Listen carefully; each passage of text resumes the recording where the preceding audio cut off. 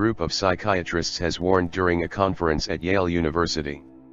Mental health experts claimed the president was paranoid and delusional, and said it was their ethical responsibility to warn the American public about the dangers Mr. Trump's psychological state poses to the country.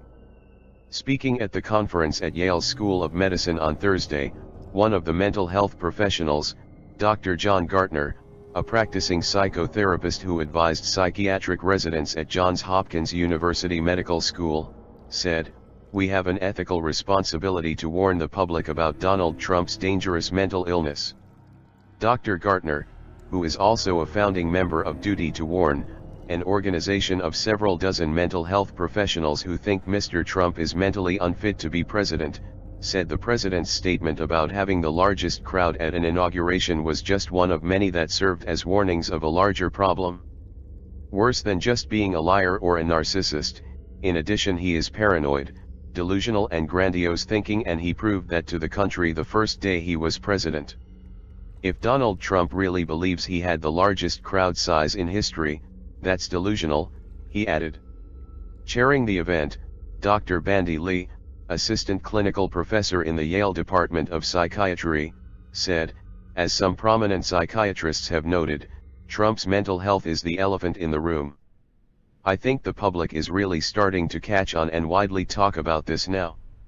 James Gilligan, a psychiatrist and professor at New York University, told the conference he had worked some of the most dangerous people in society, including murderers and rapists, but that he was convinced by the dangerousness of Mr. Trump. "I've worked with some of the most dangerous people our society produces, directing mental health programs in prisons," he said. "I've worked with murderers and rapists.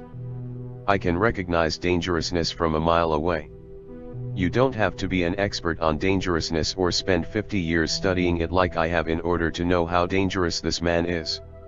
Dr. Gartner started an online petition earlier this year on calling for Mr. Trump to be removed from office, which claims that he is psychologically incapable of competently discharging the duties of president. The petition has so far garnered more than 41,000 signatures. It states, "We, the undersigned mental health professionals, please state your degree, believe in our professional judgment that Donald Trump manifests a serious mental illness that renders him psychologically incapable of competently discharging the duties of President of the United States. And we respectfully request he be removed from office, according to Article 4 of the 25th Amendment to the Constitution, which states that the President will be replaced if he is unable to discharge the powers and duties of his office."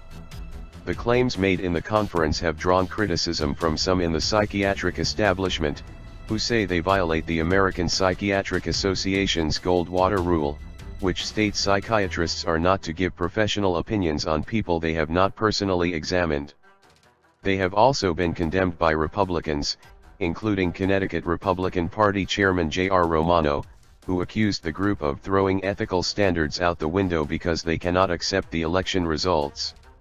Responding to the criticism, Dr. Gartner said, "This notion that you need to personally interview someone to form a diagnosis actually doesn't make a whole lot of sense.